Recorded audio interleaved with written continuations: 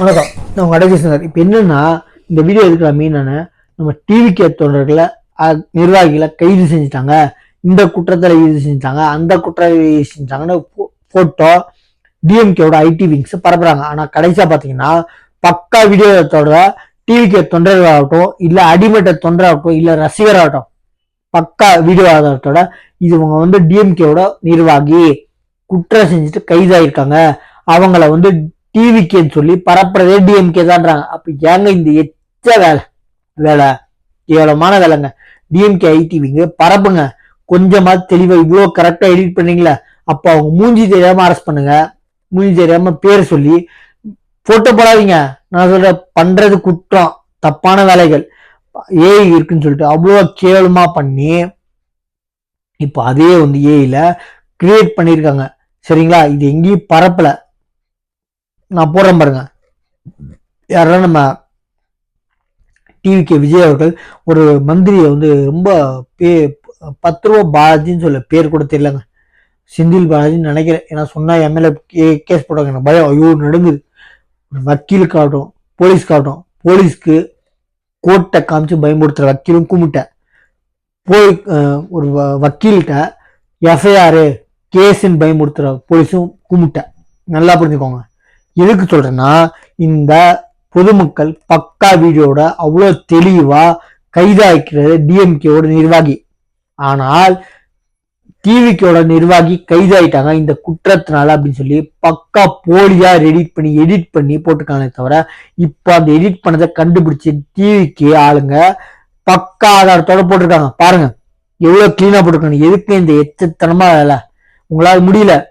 அவர் என்ன சொல்றாரு, நீங்க கட்சியில எதுக்கு அப்படி திராணி இருந்தா, ஒரு தில் இருந்தா வீடியோ போட்டிருக்கிறது கூட, நான் வீட்டுல இருப்பேன், ஆபீஸ்ல இருப்பேன், எதாவது செய்யிருந்தாலும் என்னைய செய், தயவு செஞ்சு என் மக்களை விட்டுருங்கிறாரு.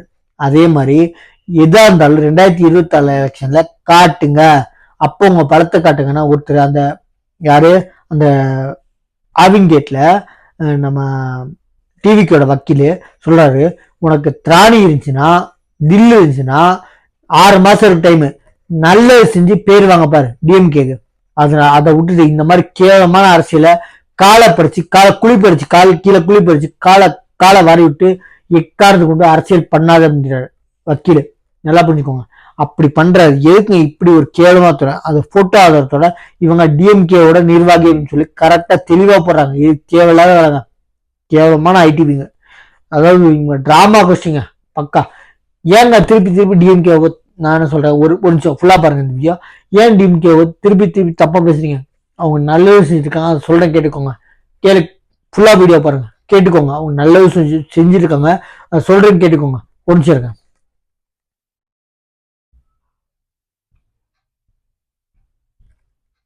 என்னங்க சும்மா இருக்கேன்னா, ஒரே வார்த்தை, அவங்க நல்லது பண்ணது பக்கா டிராமா கோஷிங்களை கூட்டு வந்து நல்லது செஞ்சிட்டோன்னு டிராமா பண்ணி ஒரு வீடியோ போட்டாங்க. அதுதான் நல்லது. அதை விட்டு வேற ஒண்ணுமே பண்ணலாங்க. என்ன அதுக்காக சும்மா இருந்தேன், எல்லாம் தெரிஞ்சுக்கோங்க. டிராமா கோஷி வச்சு பக்கா டிராமா பண்ற நீங்க. இன்னொருத்தர் வர நீங்க துணை சிம்மம் கொண்டு வந்து உட்கார வச்சிருக்கீங்களா, அவர் எந்த ஃபீல்டு இருந்தாரு, இன்னொரு ஃபீல்டு எந்த ஃபீல்டும் குறைச்சு மதிப்பிடாதீங்க. நடிக்கிறதுக்கும் அவர் திறமை இன்னைக்கும் நம்பர் 1 இருக்காரு. அவர் கால் ஷீட் இல்லாம வேலை போனதுக்கு அப்புறம் வரல. பல இன்னமும் எனக்கு கால் ஷீட் கொடுக்க மாட்டாரா அப்படின்னு சொல்லி பல தயாரிப்பாளர்கள் கீழே நிக்கிறாங்க. அதை விட்டுட்டு வந்திருக்காரு. உடனே சொல்றாரு, விட்டு வந்தாருன்னா சீமன் சொன்னாரு, விட்டு யார சொன்ன, ஒன்னு யார சொன்னது இல்ல.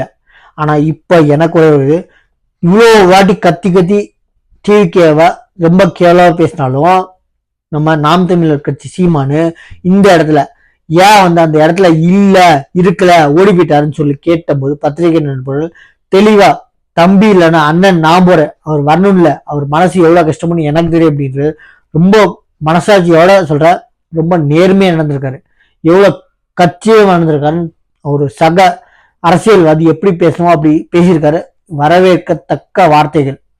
அவர் குத்த சொல்ல, யார தப்பு 2 சைடும் சொல்ல, விஜய் சொல்ல, அவர் பார்க்கல இல்லைங்க, அவர் அண்ணனா நினைச்சிருக்கேன், தம்பியாக நினைச்சிருக்கேன். அண்ணன் நான் போறேன், அவர் இருக்கலன்னு காரணத்துக்கு அவரு மனசால எவ்வளவு கஷ்டப்பட்டிருக்கான்னு எனக்கு தெரியும். வருவார் கண்டிப்பா.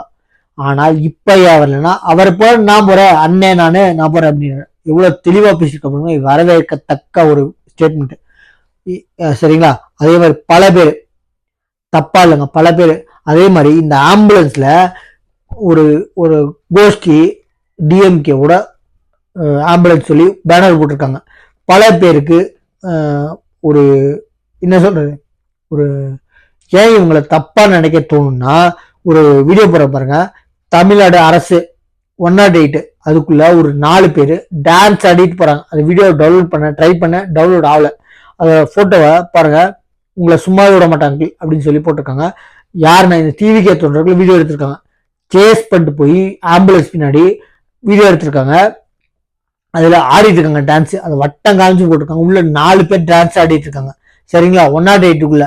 அப்போ இவங்க நினைச்ச காரியம் சக்சஸ் ஆயிடுச்சுன்னு ஆடுறாங்களா என்ன? போலீஸ்காரங்க கம்முனே இருக்காங்க. வீடியோ ஆதாரத்தை போட்டாலும் இவங்க பொய்யா பரப்புறாங்க அப்படின்னு சொல்லி எஃப்ஐஆர் பதிவு போடுறாங்க. எஃப்ஐஆருங்களா?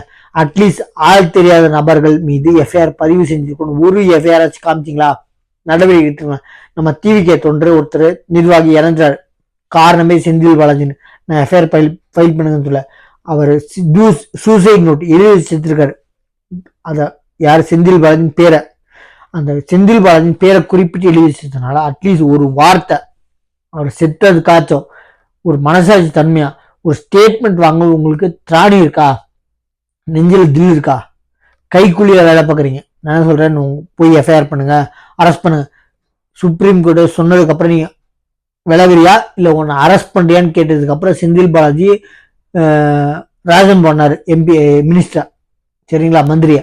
அப்படி சொன்னதுக்கு அப்புறம் பண்ணத ஒரு ஆம்புலன்ஸ்ல டான்ஸ் ஆடிட்டு போறது, இந்த நாங்க நிறைவேற்றின பிளான் போட்டது நிறைவேறிச்சுன்னு ஆடுறீங்களா? எதுக்கு ஆடுறீங்கன்னு தெரியல. இதை அரெஸ்ட் பண்ணி எஃப்ஐஆர் பண்ணி இன்வெஸ்டிகேஷன் பண்ணா மட்டும்தான் வரும். நான் போட்டோ போட பாருங்க. தேங்க்யூ. நம்ம சேனலை சப்ஸ்கிரைப் பண்ணி பாருங்க. தேங்க்யூ.